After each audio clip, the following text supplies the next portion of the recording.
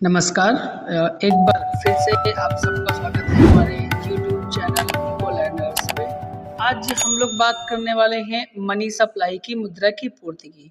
Money का की जो डेफिनेशन है, मनी के फंक्शंस कौन कौन से थे, इसके लिए हमने ऑलरेडी एक वीडियो अपलोड कर रखा है, आप वो जाके देख सकते हैं। इस वीडियो में हम लोग बात करेंगे मनी सप्लाई की।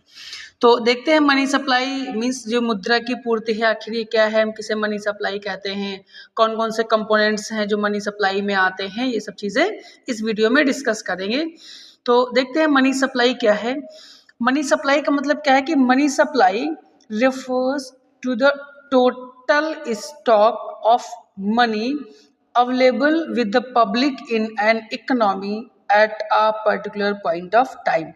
मनी सप्लाई का मतलब क्या है? मनी सप्लाई का मतलब है कि ये वो टोटल स्टॉक ऑफ मनी है, ये मुद्रा का वो कुल भंडार है, मुद्रा की वो कुल मात्रा है, टोटल मनी है जो कि एक इकोनॉमी में एक पर्टिकुलर पॉइंट ऑफ टाइम पर वहाँ के लोगों के पास जितना अवेलेबल होता है वही क्या कहलाती है? Money supply. क्या है? या मनी सप्लाई किसी भी टाइम पर, किसी भी समय पर वहाँ की जो पब्लिक है, जनता है, उसके पास जितनी मौजूद कुल मुद्रा है उसकी मात्रा को दिखाता है। कौन?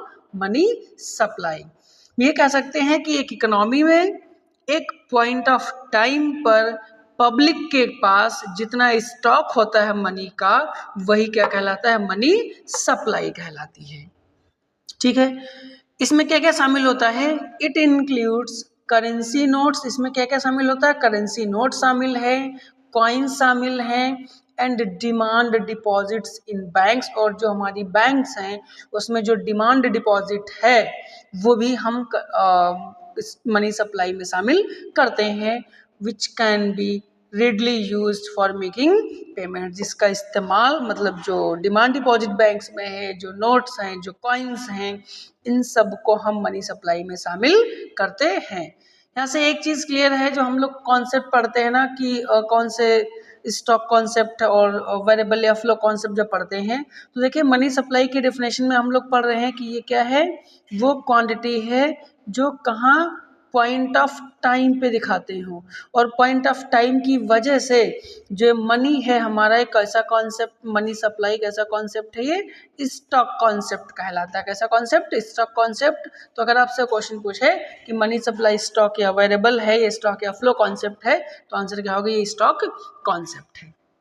आगे देखते हैं components of money supply. Money supply मुद्रा पूर्ति के घटक कौन कौन से आखिर कंपोनेंट हैं? तो देखिए इंडिया में, in India the reserve bank of India RBI has classified money supply into 4 measures. India में आरबीआई ने जो मनी सप्लाई है उसको 4 पार्ट्स में कैटेगराइज किया है। कौन कौन सा है? M1 type of money supply, M2 type of money supply, M3 type of money supply and M4 type of money supply. ये 4 तरीके के मेजरमेंट हैं जिनके जरिए से हम मनी सप्लाई को मेजर करते हैं या मनी सप्लाई डिटर्मिनेट करते हैं। पहला उसमें से M1, पहला कौन सा है? M1 को हम क्या कहते हैं? नैरो मनी, संकुचित मुद्रा। देखिए M1 में क्या क्या शामिल होता है। ये जो M1 type of money supply है उसमें सबसे पहला क्या शामिल है? Currency held with public. Currency with public, जो उस इकोनॉमी में, उस कंट्री में लोगों के पास जो पैसा है, करेंसी है।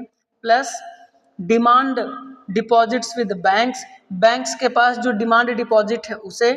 Plus other deposits with RBI. और कौन? जो अदर डिपॉजिट्स हैं आरबीआई के साथ, जब इन तीनों को हम जोड़ते हैं किस किस को? Currency means M1 is equals to currency held with public C plus demand deposit with commercial banks DD plus other deposits with RBI means M1 is equals to C plus DD plus OD। ये क्या कहलाता है? M1 type of money supply कहलाता है। ठीक है, जहाँ पे C क्या है? करेंसी विद पब्लिक है।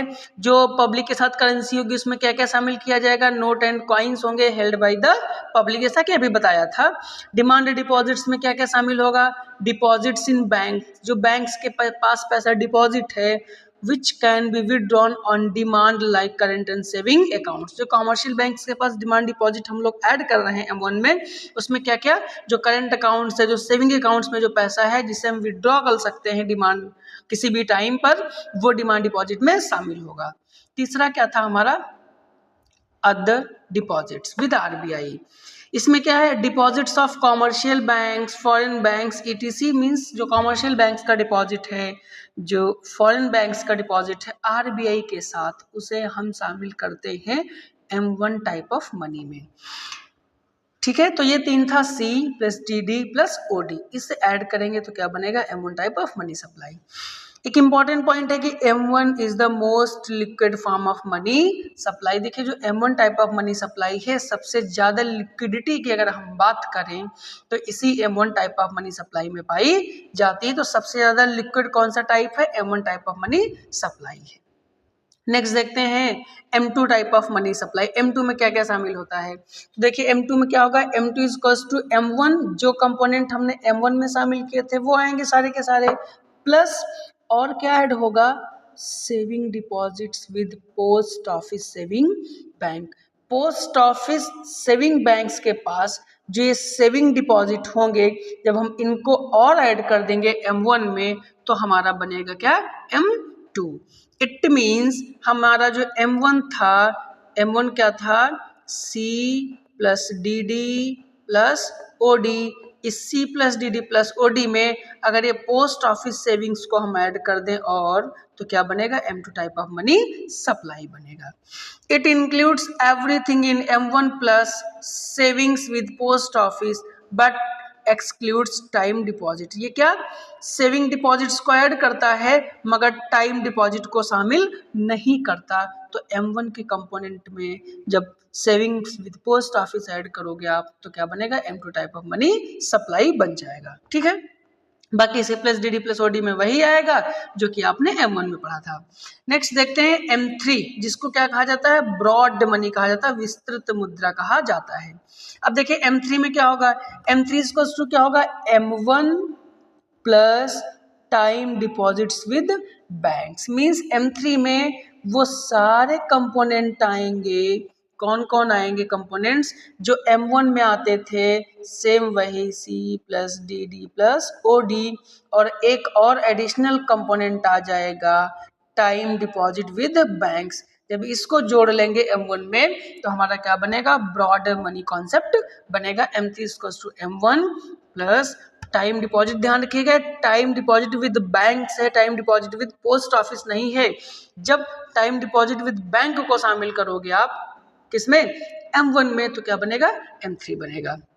जब M1 पढ़ रहे थे तो M1 में हमने वहां पे क्या लिया था, M1 में हमने डिमांड डिपॉजिट विद बैंक जोड़ा था, टाइम डिपॉजिट को वहां नहीं शामिल किया था, बट वो टाइम डिपॉजिट अब आप कहां शामिल कर दोगे, M3 में लाके। तो क्या है, time deposits or fixed deposit. Time deposit में क्या क्या शामिल है, fixed deposits, FD and recurring deposits in bank. जो FD या RD हम बैंक्स के साथ कराते हैं वो कहाँ शामिल होती है, टाइम डिपॉजिट में।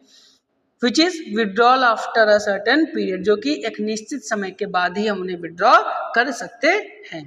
M3 is the most commonly used major of money supply in India. M3 most commonly money supply है जिसका हम इंडिया में इस्तेमाल करते हैं, M3 type of money supply का। नेक्स्ट देखते हैं M4। देखिए M4 में क्या क्या आता है, M4 में क्या क्या आएगा, M4 में M3 के सारे कंपोनेंट आएंगे plus total deposits with post office. देखिए M2 में आपने क्या किया था, M1 के साथ प्लस जो पोस्ट ऑफिस सेविंग्स बैंक के साथ जो पैसा था, किसके साथ था, पोस्ट ऑफिस सेविंग बैंक्स के साथ जो पैसा था वो हमने ऐड किया था, तो M2 बना था। M4 में आओगे तो क्या करोगे, total deposit with post office. Post office के पास जो टोटल डिपॉजिट होंगी जब उनको आप ऐड कर दोगे M3 में तो क्या बनेगा, हमारा M4 बन जाएगा, जिसमें शामिल क्या नहीं है, हम भले ही total deposit with post office ले तो रहे हैं लेकिन नेशनल सेविंग सर्टिफिकेट्स को हम अभी भी इसमें से एक्सक्लूड रखेंगे। तो ये क्या बनेगा, हमारा M4 types of money supply. M four money supply क्या है? It covers the widest measure of money supply. ये क्या है? ये widest measure of money supply. इसमें लगभग लगभग अब क्या है, सब कुछ शामिल है। तो देखिए जब आप M1 पे आए तो M1 में क्या करते थे हम? C plus D D plus O D लिखते थे, ठीक है। कहाँ? M1 में C plus D D plus O D. M2 में जब आए तो M1 के सारे कंपोनेंट लेते थे, प्लस हम क्या करते थे? पोस्ट ऑफिस सेविंग्स अकाउंट्स को हमने लिया। जब हम M3 पे आए तो हमने फिर से M1 प्लस टाइम डिपॉजिट लिया। M1 प्लस क्या लिया हमने? Time deposits with banks. क्या कर लिया हमने? टाइम डिपॉजिट्स विद बैंक्स ले लिया। जब आप M4 पे आओगे तो क्या करेंगे? यहाँ पे M1 नहीं लेकर के हम M3 लेंगे और प्लस ले लेंगे टोटल डिपॉजिट्स। क्या लेंगे? Total deposits with post office. क्या करेंगे? Total deposit with post office. तो ये चारों कंपोनेंट हो गए M1, M2, M3 and M4। इसके बाद एक स्पेशल टाइप्स ऑफ मनी है, इसको हम लोग कहते हैं high powered money. High powered money या जिसे हम कहते हैं रिजर्व मनी। क्या? हाई पावर्ड मनी या जिसे हम क्या कहते हैं? Reserve money. It is the base money created by the RBI. एक बेस मनी है और इसे कौन क्रिएट करता है? क्रिएटेड बाय आरबीआई, जिसे आरबीआई हमारी जो अपनी सेंट्रल बैंक है वो क्रिएट करती है। हाई पावर्ड मनी किसके बराबर होती है? High powered money H equals to होती है C plus R, means currency held with public plus reserve ratios with RBI. किसके बराबर होती है? H equals to C plus R के। C का मतलब क्या है? Currency with public. Currency with public में इसमें नोट्स और कॉइन्स दोनों शामिल हैं। और R का मतलब होता है cash reserves with bank of banks with RBI. जो हमारी कॉमर्शियल बैंक्स हैं उनके जो कैश रिजर्व्स हैं आरबीआई के पास, उसे शामिल करते हैं हम हाई पावर्ड मनी में। इट इंक्लूड्स, क्या क्या इंक्लूड करती है high powered money? Currency issued by RBI, जो आरबीआई करेंसी इशू करती है उसे शामिल करती है। वॉल्ट कैश ऑफ बैंक्स उसे शामिल करती है।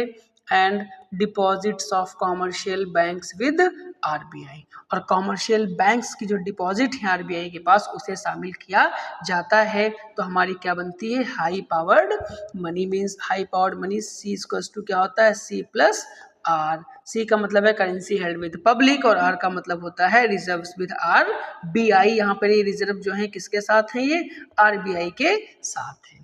तो आई होप आपको एक कॉन्सेप्ट समझ में आया होगा कि मनी सप्लाई किसे कहते हैं। मनी सप्लाई में M1, M2, M3, M4 type of money supply and high powered money.